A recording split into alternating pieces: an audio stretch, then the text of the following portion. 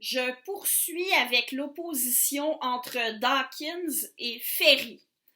En fait, l'argumentation de Ferry pour dire que Dieu échappe aux arguments logiques et aux arguments empiriques, bref, pour dire que Dieu échappe à la science et à la pensée rationnelle, c'est essentiellement de dire que Dieu est un objet de foi. On croit en Dieu sans avoir de preuve de son existence. Et selon la religion, c'est ce qu'on doit faire. Ferry n'a pas entièrement tort, du moins dans le christianisme, il y a un message très clair à l'effet que ce qui est bien, c'est d'avoir la foi, de croire sans exiger de preuves. Dans les évangiles, on présente Thomas comme ayant mal agi parce qu'il a refusé de croire que Jésus était ressuscité sans avoir eu de preuves. Mais en fait, il semble que Ferry, et pas seulement lui, parce que bien d'autres pensent comme lui, ne fasse que décréter que Dieu est un objet de foi. Il est vrai qu'il y a des gens qui croient en Dieu par un acte de foi et qui revendiquent cette attitude comme la bonne. Mais ce n'est pas parce que des gens croient en Dieu par un acte de foi que ça empêche ou interdit à d'autres de faire de Dieu un objet de connaissance, un objet de raison, pour reprendre l'expression de Ferry. Encore ici, faisons une comparaison. Je sais pour en avoir connu qu'il y a des gens qui croient qu'il existe des formes de vie extraterrestres par un acte de foi. Ils le croient sans preuve, souvent parce qu'ils aimeraient que ça existe.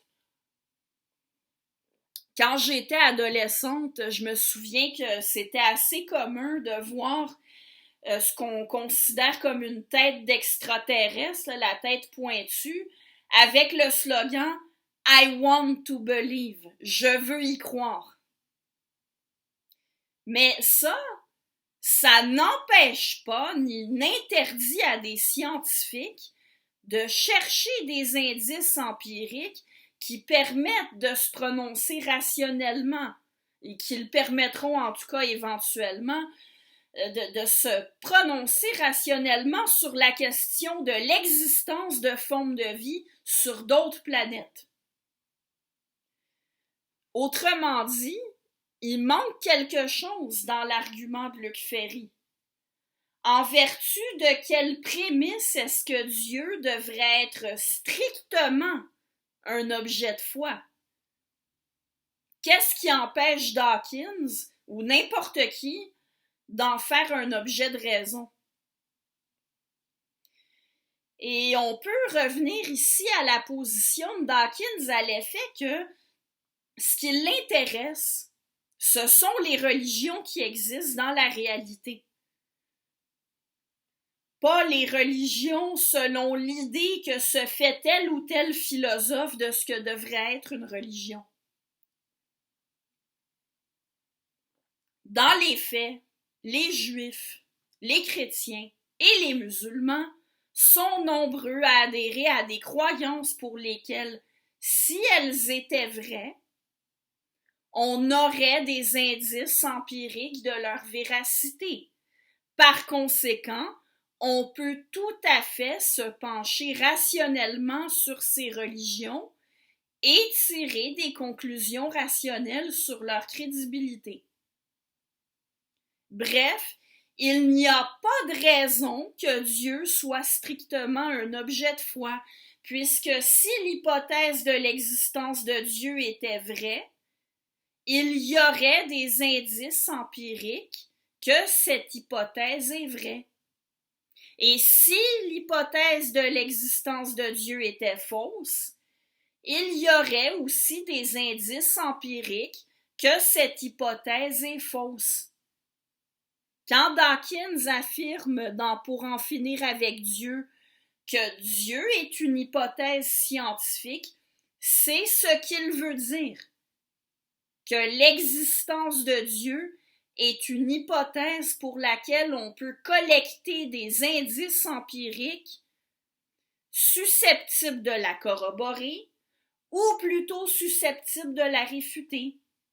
Et Dawkins dit qu'en l'occurrence, les indices empiriques que l'on a corroborent la position comme quoi cette hypothèse est fausse. L'athéisme, quand il est fondé sur un bagage de connaissances scientifiques, est une position plus rationnelle que les croyances religieuses. Je cite un extrait du livre de Dawkins.